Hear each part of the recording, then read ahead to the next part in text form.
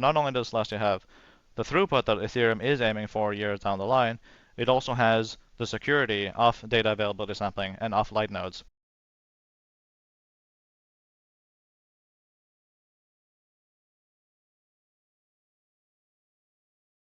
Hi, John. Thanks for being on the show. Hi, thanks for having me. The goal of Celestia is to get like 1 gigabyte per second throughput in terms of data availability. And I did the math; it can balloon into like 5 petabytes of data in a single year. How's that even possible?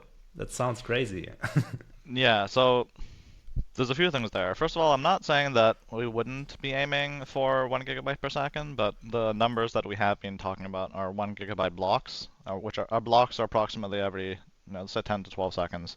So that's looking at a throughput of, 100 to 125 megabytes per second. Now, that being said, that is not the end state, and I would not be surprised if we see throughputs well beyond that, including 1 gigabyte per second in the future. But just to clarify that most of what we've been talking about has been slightly less than that. Okay, so now how do you deal with large storage requirements? That's a good question. So the interesting difference between Celestia and chains that have like a data availability scheme in them versus blockchains that are more like Bitcoin or Ethereum that have state is that the data in blocks doesn't need to be accessed in order to verify new blocks. The only thing that a blockchain node needs to verify new blocks is state.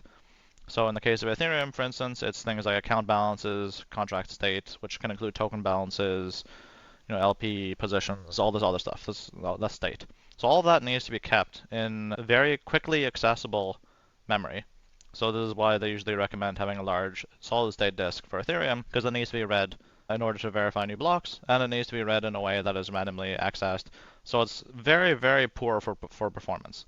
When it comes to the blockchain history itself, like the actual blocks, those can be very large because you don't need to access them to verify new blocks. You just kind of dump them on disk and just leave them there.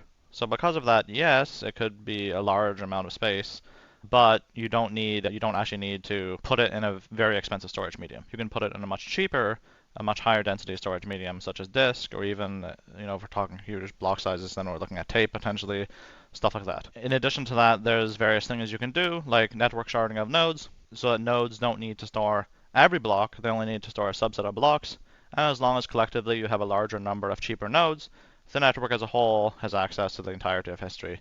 So there's various schemes like this, but this is generally a challenge that all blockchains that will have high throughput in terms of data availability, including Celestia, maybe including Ethereum, we'll see, including Solana, that have high bandwidth, they'll all have to deal with larger histories. But the nice thing is that it's a much easier problem to solve than a large state problem because the performance requirements for storing that data are completely different. So basically, like Celestia as a standalone data availability chain, it has the benefit of being much more efficient because basically saving blocks doesn't require like the blockchain to read the blocks from previous state. Like you said, because it was designed from scratch, it doesn't have a built-in way of executing smart contracts, and therefore its state is going to be substantially smaller, and verifying blocks, other than the actual downloading of them, is substantially cheaper than basically any smart contract blockchain. I mean, that sounds like a pretty good pitch, basically. Wouldn't like every blockchain at some point start using like specialized data availability? Like, do you think that's going to be the case, or like where are we going? Like the basically the big picture of like the unbundling of blockchains. Do you think like every blockchain will basically use a solution like Celestia, for example, at some point, or do you think most blockchains will have their own solutions? But it seems like what you're offering has like a big improvement over like doing things natively, right? Yes, well, obviously I'm biased, but I agree.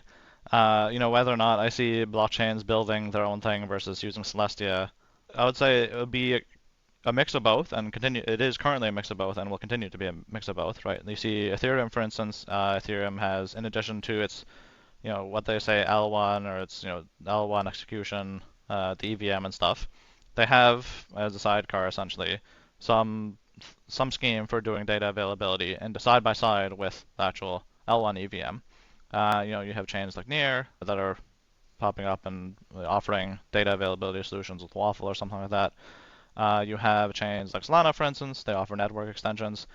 Not exactly the same thing as data availability plus rollups, but it bears a lot of similarities to that. So there's kind of, even right now, you see the various chains, even if they didn't start this way, they're moving towards supporting it through an extension of some sort or through a sidecar, just data availability with no execution, and then having these kind of highly concentrated roll-up clients that can then use that data availability space for their users, as opposed to working directly on the L1. So there's something that is happening today, and I anticipate is going to continue happening in the future. People are going to build their own stuff, but then people are also going to use Celestia. And the reason they're going to use Celestia, and they choose to use Celestia today, and they'll choose to use Celestia in the future, is that while in a vacuum, bytes are just bytes and DA is a commodity, it's everything around the data availability that is not a commodity. And in that context, Celestia offers today and will continue to do so based on its trajectory, the most secure, the most verifiable, and within that framework, the highest throughput. Obviously, if you compare Celestia to Amazon AWS, like, yeah, sure, Celestia has lower throughput than Amazon AWS, but it gives you something that AWS doesn't, right? It gives you the verifiability to build unstoppable applications and rollups. And other data availability solutions that purport to offer higher throughput don't offer that and don't have that on their immediate roadmap. So right now, like Celestia is being used by a lot of rollups primarily, right? This seems to be like a very good market fit for Celestia. You are one of the creators of like inventing rollups pretty much, right? From your own history.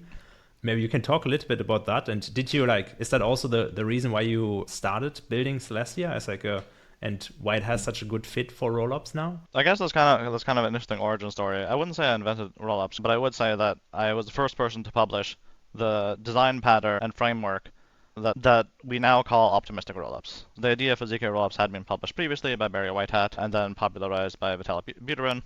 Right, I was the first person to publish concretely the scheme that is now called optimistic rollups. But in general, a lot of my research before co-founding Lazy Ledger, now known as Celestia, was in the rollup space and thinking about how to scale blockchains.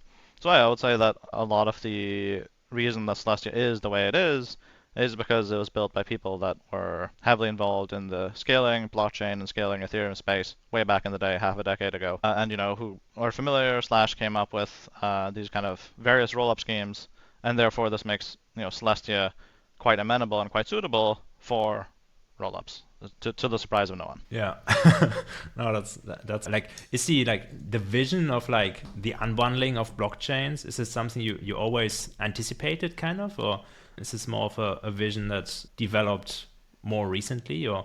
That vision kind of forms the basis of Lazy Ledger, which Celestia was known as at the time, half a decade ago. So yes, that we kind of anticipated and foresaw that the next step in the blockchain design evolution would be this kind of modularization, with modular blockchains, which is just a different word for what you're saying, the unbundling of execution and data availability. Yeah. I would love to dig a little bit into like the details of Celestia and also like your technical roadmap and so on. So there's two things I would like to talk about. One is like light nodes, and then also you have a big upgrade coming, Ginger upgrade. But let's start with the light nodes maybe. Can you give like an intro to light nodes and what is the concept of light nodes and which role does it play? It's great that you asked that question because light nodes are one of the most important concepts that sets apart Celestia from basically every other protocol, except potentially Bitcoin. But that's a story for another day. So the concept of a light node was actually first proposed by Satoshi Nakamoto in the Bitcoin design paper. He dedicated an entire section of the Bitcoin design paper just on light nodes, and he called them SPV clients, or simplified payment verification clients, right? Ones that could keep track of the blockchain in a lighter way rather than downloading everything, and that could receive proofs that their transactions were included. Now you can of course extend these proofs. It's not just your transaction included. You can have proofs that the transaction was both included and had certain effects, or you can have proofs of I have these are my balances, etc. Right, so these proofs can be more generalized. The summary is you have some blockchain node that is substantially lighter than a full node, but that still has very high security guarantees. Now, the original SPV node design proposed by Satoshi had certain shortcomings. shortcomings that were resolved with the data availability sampling scheme that forms the basis of light nodes in Celestia and other blockchains that implement or non-blockchains that implement data availability sampling in some form. So how does it work, essentially? The issue with the SPV client design in Bitcoin is that you could, if someone gave you, you could get a proof that your transaction was included, or, if in Ethereum's case, you could get a proof that your account had a certain balance, right? It's a proof of something. You can get a proof of something, and you can be sure the proof is correct. The problem is you don't know anything else about the block is correct. And that can be solved with ZK proofs. You can have a proof of validity that the block is correct, but you're still missing something. You're still missing is the block actually available to everyone? And available means that everyone in the world, not that they have to see, but they can see the entire contents of the block. They can fully download them and inspect them and use them. Now, why would they want to use them? They would want to use them because you need to know all the blocks to know the current state of the chain, right? That's how blockchains work by design, right? You scan through all the blocks and then you execute them all and you get to the current state of the chain. Everyone's account balances, all the contract balances, but you need to actually run through all the blocks. You need to know the current state so that you can create new blocks and verify new blocks. So if you know that all the previous blocks are all valid, that's fine, but that doesn't tell you what the current state is, right? And again, you need the whole current state in order to verify new blocks and produce new blocks. So that's kind of the summary of the problem, is that sure, you can, with ZK proofs, you can be ensured the blocks are all correct, but you're still missing something, which is you don't know if the blocks are available to everyone. And in the absence of this availability, people don't have the state and the blockchain freezes. Right? That's one potential attack factor. So what is data availability sampling? Data availability sampling is essentially taking the block, doing some math on it, and then having light nodes, which are a special class of nodes. Instead of these light nodes fully downloading the block, they only download a very small number of sections of the block, we call shares. And then, using some fancy math, assuming there's enough light nodes and assuming that they can all talk to each other, which are pretty weak assumptions, then the block itself can be guaranteed to be available, or everyone is going to agree that it's not available. There's some math in the paper that Mustafa published. He co-authored a paper with Vitalik Buterin on this topic, fraud and data availability proofs, etc. It's a long-winded title. So they use some fancy math to basically make it so these light nodes can all agree and all have very strong security guarantees that the blocks are available without having to download the full block. And in fact, they only have to download a very, very tiny amount. Like, you're talking like less than 1% of the block. It's very small. And as the block sizes get bigger, then the percentage decreases even further. So it's like a very incredible scaling technology. And this is what essentially sets Celestia apart from these other blockchains is, let's say I'm running Ethereum today. How do I know, actually, that the Ethereum blockchain is valid, right? I would have to run an Ethereum full node. And if you try to run an Ethereum full node, it's quite expensive, right? It's quite hard to do. I ran an Ethereum full node in my basement, as the saying goes, because I was running an Ethereum validator at home, ETH2 validator, when ETH2 just launched. So I tried to do that as a fun experiment to see how it ran, and it was quite cumbersome. What's the size of the storage of an an Ethereum node? full node? It's more than 1 terabyte now. I think it's approaching 2 terabytes. It's quite large. Which is not great, right? One example is, the blockchain size grows, but you can prune it. But to prune it, you have to turn off your node. And if you're running your node attached to a staking, like a ETH1 node attached to an ETH2 node for staking, then suddenly your ETH2 node stops processing blocks and you lose out on staking rewards. And it's like, I don't know, do you want me to turn off my node to prune it? It was not fun at all to run an Ethereum node, especially if it's for staking. So light nodes essentially allow you to get, essentially, with within some epsilon guarantees, the same security guarantees as a full node, very strong, but with a cost of running like a very tiny fraction of the cost. Right? And no other blockchain basically has implemented this, except Bitcoin to a certain extent, but they haven't implemented data availability sampling. So I think there's one other mean blockchain for each light node, there's one full node? No. So light nodes will download samples from full nodes that exist in the network. So it's not like a one-to-one relationship. Okay, So there it can could be be a any large full number node. of light nodes. Yeah. Yeah, any full node. It's all completely permissionless, completely anonymous on the peer-to-peer network. So and this is essentially the crux of why Celestia can scale so well, is that it allows verifiability. It means that it doesn't matter how expensive the Celestia validator nodes are to run. the Celestia validator set, even if it was just one person in a server, and this one person said, okay, I'm gonna do it, like try to corrupt the chain and withhold some data, right? Make some invalid data. Even very cheap, a large number of very cheap light nodes would be able to detect this. And this sets Celestia apart from other blockchains. Uh, you know, Ethereum, for instance, needs a very large number of validators because they don't have this property. They don't have light nodes with data availability sampling. So everyone needs to run a full node, therefore they need to keep the cost of a full node down, and this severely limits the scalability of their chain. Stuff like this. So that's essentially the intro to light nodes. I think your second question was around the Ginger upgrade and a recent block size increase. So the Ginger upgrade is actually passed a little. It was in December, so it was fairly recent. If you didn't go on Twitter over the holidays, you may have missed this, but it was in early December. It essentially the Ginger upgrade did a few things.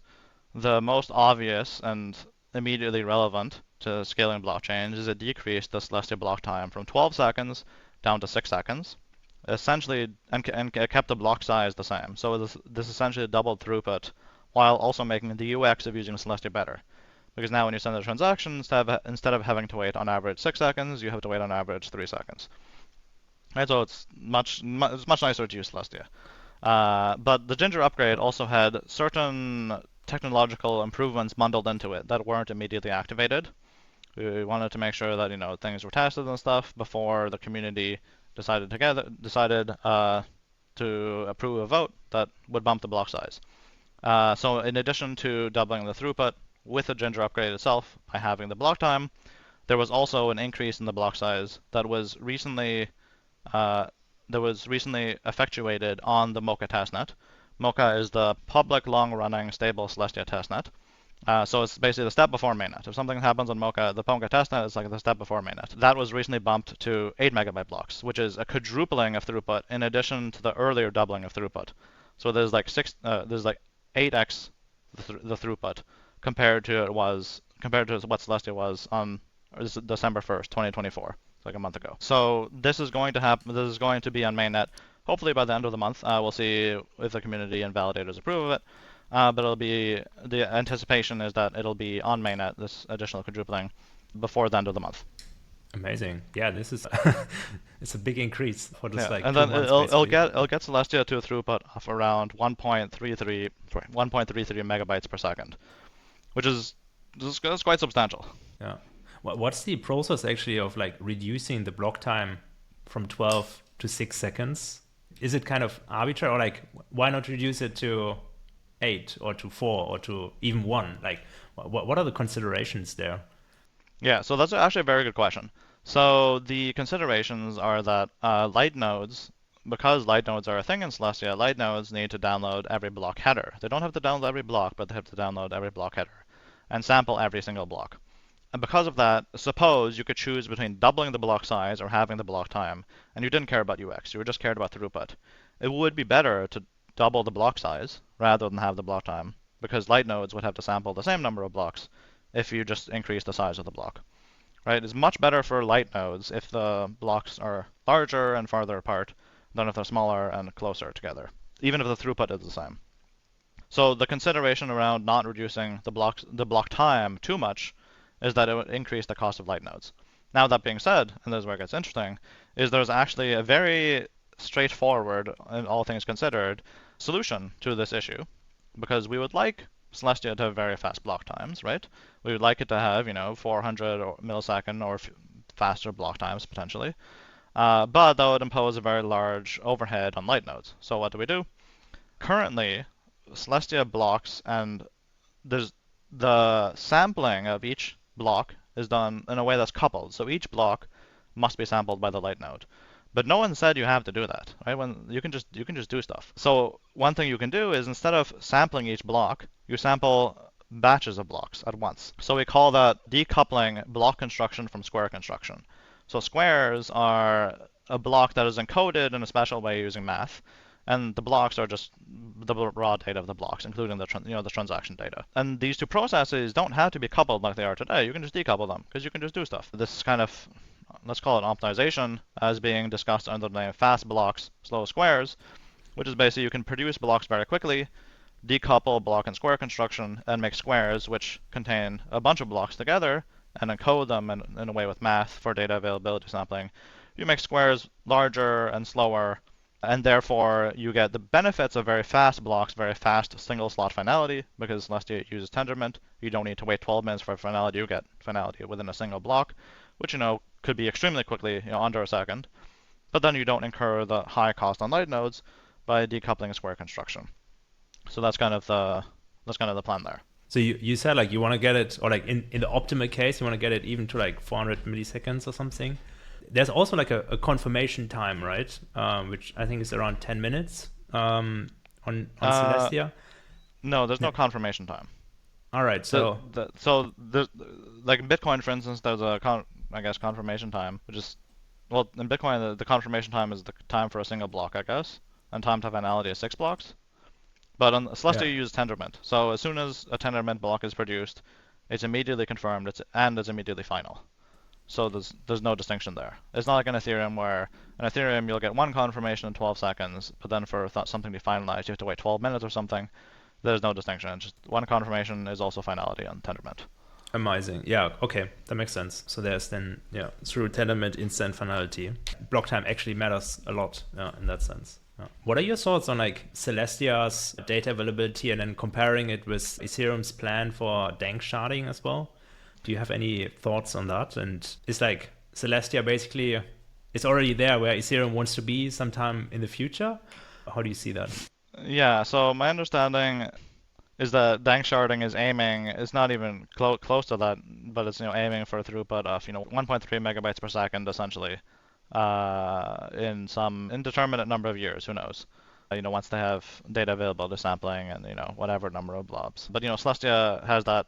Well, it doesn't have it today. It'll have it on mainnet. It has that today on Mocha. It'll have it hopefully on mainnet before the end of the month. Multiple years before Ethereum. So not only does Celestia have the throughput that Ethereum is aiming for years down the line, it also has the security of data availability sampling and off light nodes.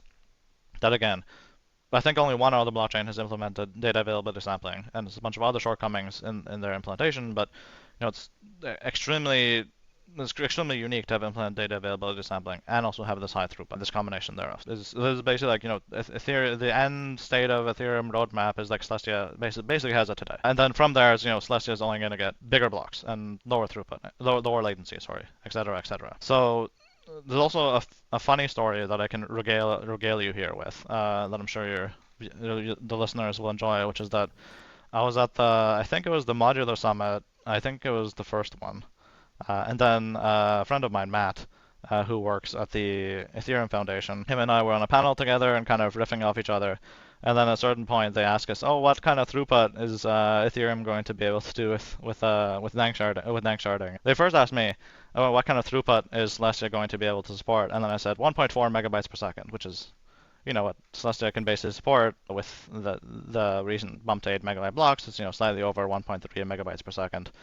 And then they go and they ask Matt, who's sitting next to me, and they say, "Oh, well, what kind of throughput is Ethereum aiming to support?" And then he goes, 1.3 megabytes per second. But I said 1.4 in part because Celestia can do it, as you can see, but also because it was higher than 1.3, which is I knew what Ethereum was aiming for. So I was kind of trolling him, because I also knew because he was going after me as they were going through the questions. So I was kind of trolling him, and it was pretty funny. But whenever you see if you see a graphic online and it says Ethereum with dank sharding has 1.3 megabytes per second, and you see Celestia has 1.4 megabytes per second. That is the origin of those numbers. It was basically just me trolling Matt. Yes, Ethereum I guess is aiming for 1.3 post dank sharding in 2026. Celestia is aiming for slightly more than 1.3, almost 1.4, with its recent upgrade, at the beginning of 2025.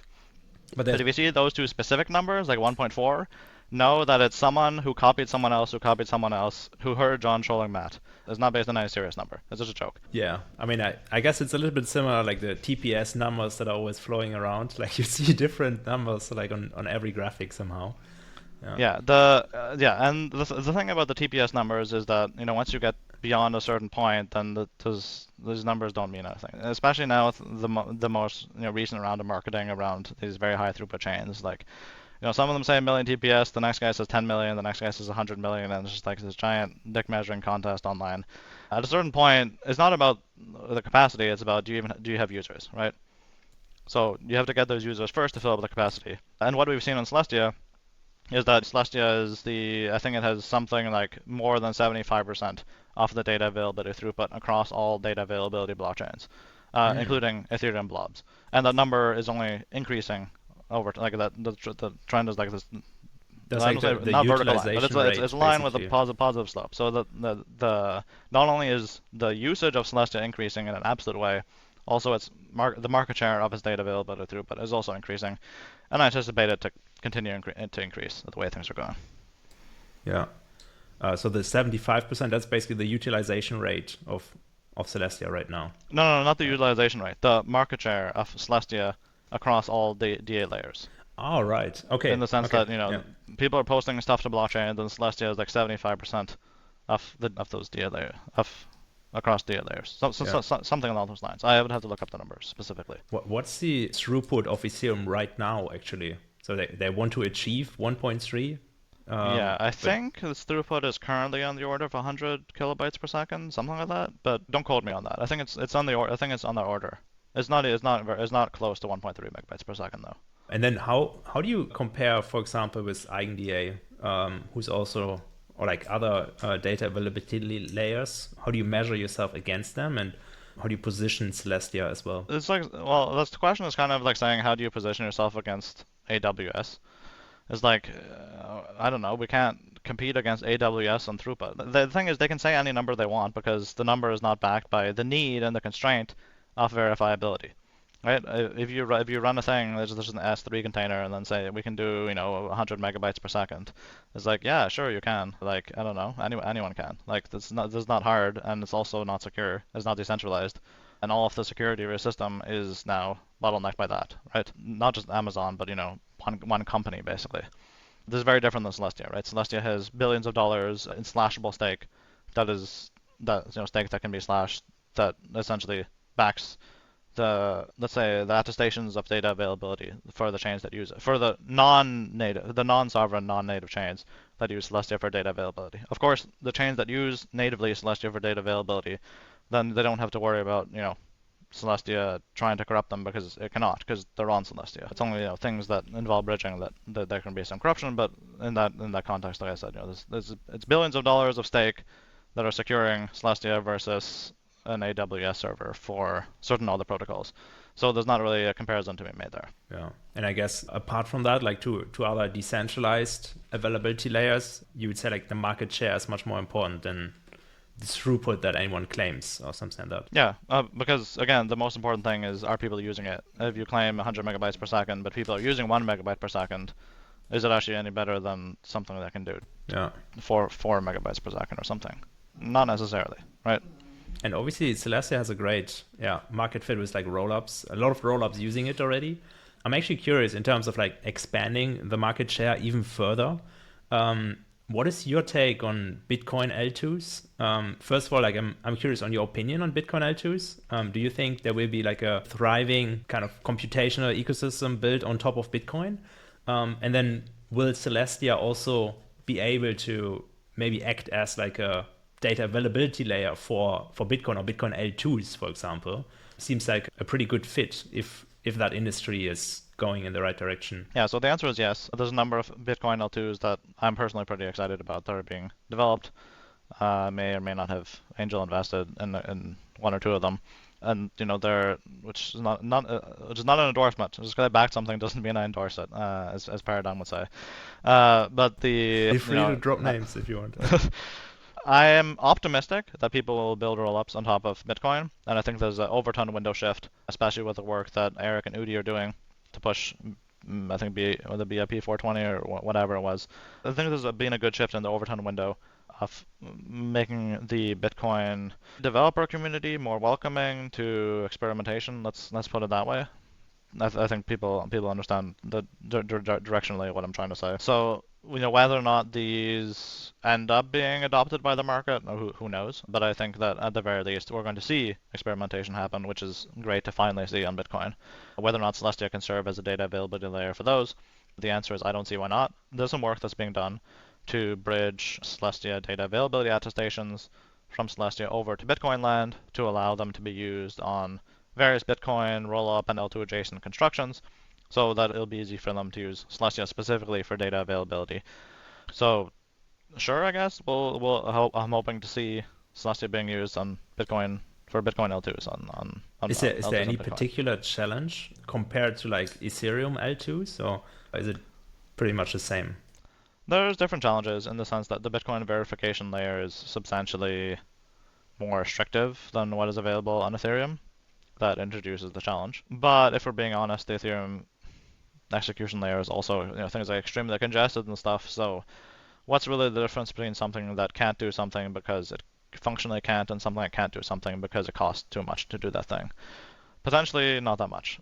So because of that, let's say the challenges aren't insurmountable. They're just technical challenges that smart people are currently in the process of solving. Yeah. And just curious, like for our listeners, like your personal opinion, do you think Bitcoin L2s or like the ecosystem on Bit can really compete with like Ethereum or like Solana or other chains? Do you see like a plausible possibility for this whole ecosystem to really gain a lot of traction, or is it more kind of a wild dream? I don't know if I would commit to. I don't know if I have strong opinions in either direction. I would say it's still early, and it's honestly anyone's game at this point. Yeah, I mean, I'm excited for what you guys are building. I think there's a lot to come, and I'm also very curious what you will come up like in 2025. I guess like you mentioned gigabyte blocks, like throughput is not a goal really, or like I mean, it can kind of be the target, I guess, but may still be a long way. But you seem to be like really pushing hard to go in that direction. Long way is long way relative to an extremely aggressive timeline. Not long way compared to, let's say, Ethereum's timeline of shipping. Like we're talking maybe a long way is like a year away versus 10 years. Yeah, I mean, Right, a year in so crypto is like 10 it's a years. relative number. It's a relative way of phrasing it. But yeah, I think we'll see, and the Celestia Labs engineering team and other core developers of Celestia have been doing really amazing work, along with non-Celestia affiliated people in the broader Cosmos and blockchain community have been contributing a lot to this. How to build bigger blocks, also within the context of data availability sampling and in the context of Tendermint. So like just in the past 2 months, we've managed to increase the bandwidth 2x, then another 4x, so 8x. It's almost an order of magnitude. Obviously, a lot of engineering work went into being able to do this, but also during that, a lot of experimentation and stuff was done to figure out what to do. A lot of bottlenecks were cleared, so I anticipate that future increases, another 4x, another 4x after that, is very possible to have. Like two 4x's is not out of the question to happen even this year, which is way beyond what you can see in certain other less aggressive blockchain ecosystems. With respect to what's coming in 2025, I did want to talk about something that we're super excited about, which is ZK accounts. If I can segue into ZK accounts, completely different than data availability sampling. So what's a ZK account? In a normal blockchain, let's say Ethereum land, right? You have accounts. I'll just use Ethereum, like there's Bitcoin UTXOs and stuff, but John is done talking about UTXOs. We'll talk about accounts. In Ethereum accounts, accounts have, without going into too much detail, let's say they have an account balance and they have a public key associated with them. And then to authorize a transaction, you would provide in the transaction itself, to authorize spending from an account. You would provide in a transaction, or you could design a more general system that has messages instead of top-level transactions. But let's say in a transaction, you have a signature, right? That when you verify the signature, you see it's from the private key that is paired up with the public key. And then, the blockchain state machine sees that and says, okay, this transaction is authorized to spend XYZ from whatever signed over from this account, and spends it and does some action.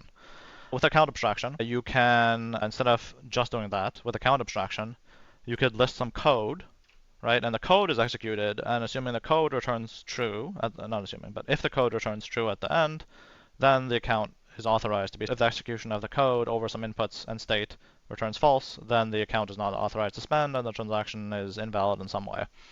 Of course, account abstraction is hard because the difference between a transaction being invalid and a transaction reverting is the difference between something being DOSable and something not being DOSable. So it's like account abstraction is a whole can of worms. But there's something you can do that's in the same. It's getting close to It's getting at least directionally similar to count abstraction, but that is even more expressive. Which is, imagine you have an account, and the account has attached associated with it a zk verification key. Now, verification keys uniquely encode, or within some cryptographic guarantee statistical bounds, they encode a program. Well, really a circuit, but they encode a program as opposed to just a public key, right? They encode a program, similar to account abstraction, how account abstraction has a program. So now imagine you have an account, and to spend from this account, right, you have to provide a zk proof over some inputs and state, and the zk proof has to be from a circuit that matches that verification key that's associated with the zk account. And if the zk proof verifies correctly, then the account can be spent from. And that's essentially the crux of a zk account. It's like a much more expressive account abstraction that can also be associated with state and not just an account balance. So it's not just spending, but it's also advancing some sort of state associated with the zk account. Now, what can you do with this, right? What can you do with this primitive? You can actually build a native trustless two-way bridge with a zk rollup on Celestia without any virtual machine on the base layer. The way it works is the verification key could be it verifies a zk-fied state machine of the rollup. Like you could be let's say it could be an EVM rollup, right? And essentially the state in the zk account keeps track of the state in the zk rollup, right? And every time you want to advance the zk rollup, you post a new zk proof to the zk account, and it advances the state root. The verification key stays the same. And through various state machine logic, you can also enable bridging of TIA and other assets to and from this zk account. So like you can deposit it into the zk account, and then the rollup considers that as a deposit into the zk rollup state. You can do stuff, and then you can withdraw from the zk rollup state down into the zk account, and because it's all zk, you can verify it's all correct, and then spend out of the zk account. So essentially, sending money to the zk account is depositing, and spending out of the zk account is withdrawing. So using the same primitives that you would use for just a regular account and similar to account abstraction, you can actually get a trustless two-way bridge with no execution on the base layer, essentially getting you settlement without execution. Settlement without settlement, which is incredibly powerful because one of the some bottlenecks with Ethereum. Ethereum's EVM, the settlement layer, right, is not scalable. It's very expensive to run a node. It is high state bloat. It is not expressive. It's very expensive to do certain operations. The set of operations you can do is limited by what the EVM supports, and the EVM is highly ossified. If you want to do something that's not supported, if you want to do cryptography that's not supported in precompile, too bad, so sad, that's not happening. If you put all of that stuff into a ZK, like verifying a ZK circuit, it doesn't matter how expensive it is because the Celestia base layer state machine is just verifying a ZK proof, which is constant cost. It doesn't matter if you do fancy cryptography. It doesn't matter if you want to use Schnorr signatures or EDDSA or ECDSA or anything in the middle, or use your phone as like security key. Some people use phones nowadays to sign transactions. You can do all of that, and you can have a trustless two-way bridge between these rollups and Celestia, or other protocols, or other chains even. They don't have to be rollups on Celestia. They can even be on other chain like Solana or Ethereum. You can wrap them in a ZK account. You can have trustless two-way bridges with them, all without Celestia needing to support native execution, all while keeping Celestia highly scalable. So there's an incredibly powerful primitive that's going to be added to Celestia. The anticipation is this year. Wow. So that means like not even like too late this year, like possibly H1 this year. Yeah, for a rollup that uses Celestia as data availability, you could basically send funds to another wallet on another rollup that also uses data availability from Celestia without the need to settle on a consensus chain. Or like Celestia is basically acts as a settlement and consensus layer then as well, right? That is correct, yes. And it can do this without needing an execution system to verify, say, fraud proofs, or like to verify certain specific ZK proofs, or to keep track of complex state in dispute games or whatever, in bridge contracts. It doesn't need any of that. Literally, the only thing Celestia keeps track of for each of these ZK rollups and their bridges is just one verification key, and then one state root, and that's it. Some fixed number of bytes, and then another 32 bytes, and you're good to go for each account, as opposed to having this very complex, smart contract and all this other stuff. It's all pushed into ZK land. Yeah, so then you get settlement without execution, and then you can move TIA and other assets to and from the rollups completely, and even potentially between the rollups completely trustlessly and very quickly. Right? No long dispute periods like with optimistic rollups and stuff. So that basically makes proof of stake redundant, or like even restaking redundant, right? You just need like Celestia, and like you don't need like any consensus chain anymore. Theoretically, like if you spin it a bit further. You're not wrong. I mean, to a certain extent, that's one of the goals of Celestia, right? And is that making deploying blockchains and rollups as easy as it is to deploy a smart contract. So with a smart contract, you don't need to run an entire consensus network, right? With a smart contract, you just plug it, you just run it on a blockchain. So it makes sense that a rollup should also not need its own consensus network.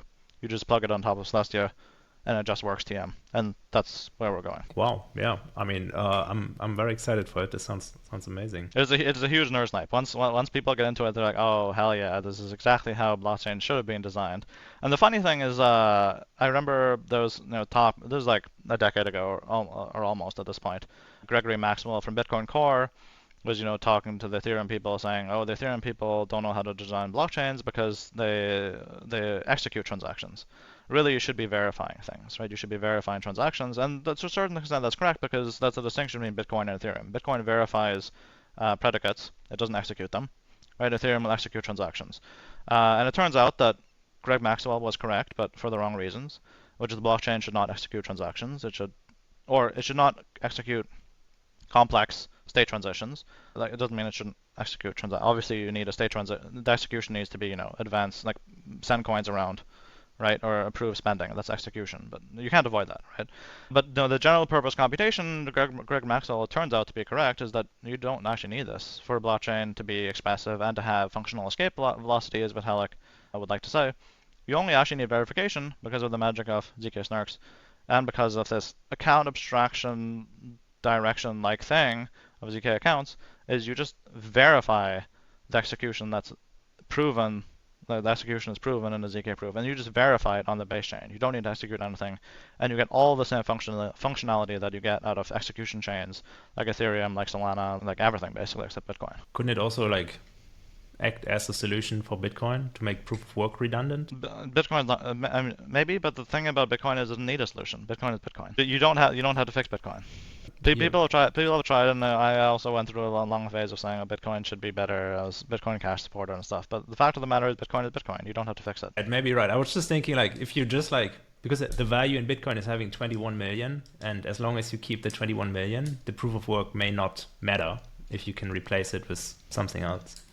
Potentially, yeah. I guess this is very far out. In any case, like, sounds really amazing. I'm excited for ZK accounts and also like first applications around it. It really sounds like Celestia could become like a very integral part of further making the blockchain ecosystem much more efficient. I'd be a little bit worried, maybe, like, obviously, like, the number one use case of blockchain is like creating new blockchains and layer ones, and consensus always plays a big role. That would be maybe my worry. If you make all of that redundant, what's kind of working? Well, it's working as unstoppable applications. And that's what really matters, right? Like Celestia enables that, right? With this very low throughput, with the low overhead that is, I don't want to say guaranteed, but let's say the aim of low overhead as opposed to value extraction from the base layer means that protocols can build on top of it with much higher confidence that they're not going to get rugged by high fees and by a community of people in the L1 that just want to extract them for all the rent that they're worth.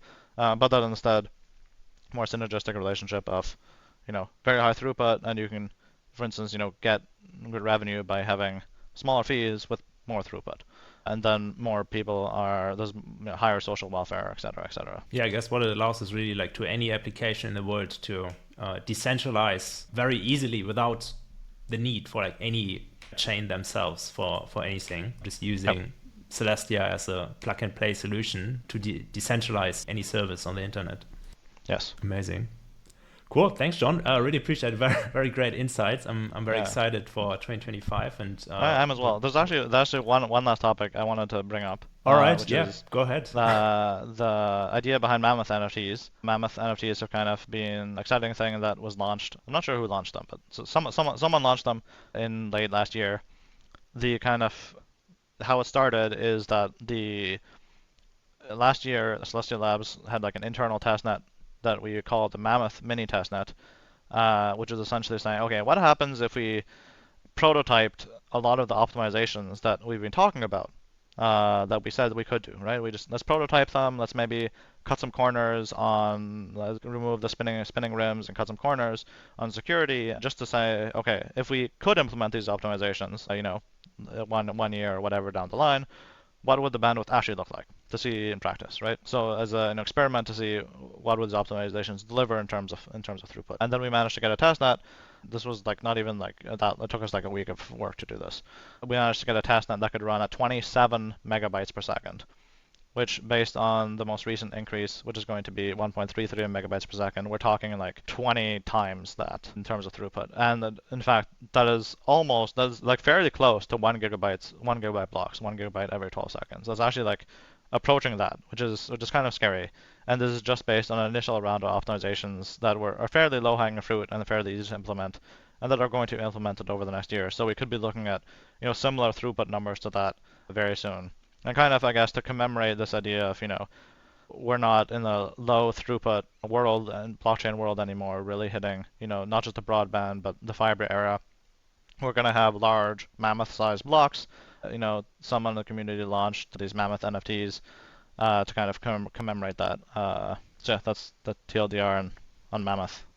If you see mammoths on the timeline and you say, okay, I need Mamo, or like something like that, then you know what that's all about. And the NFTs got airdrop to everyone on the testnet, I guess, right? Or I'm not sure what the minting criteria. I wasn't too heavily involved in the actual design of the minting criteria. But there was some sort of minting criteria for the mammoth NFTs. Yeah. Amazing. Do you have one yourself? I do have one. Yes. I'm not going to dox myself, but I do have one. Yes. I am a mammoth holder. Amazing. I have a Mamo. I want one now too. I think I saw them on the timeline already. Yeah, people are putting them up as their PFPs. I should probably do that too, honestly, but then I'll dox myself. So we'll see about that. Yeah, why not? But yeah, sounds very great. I like the analogy of like mammoth for like mammoth blocks. That's pretty cool. Yeah, awesome. Okay, well, thank you for having me, and it was great being on. Cool. Thanks, John. Really appreciate it. Looking forward to everything ahead. Thanks for being on. Bye. Cheers.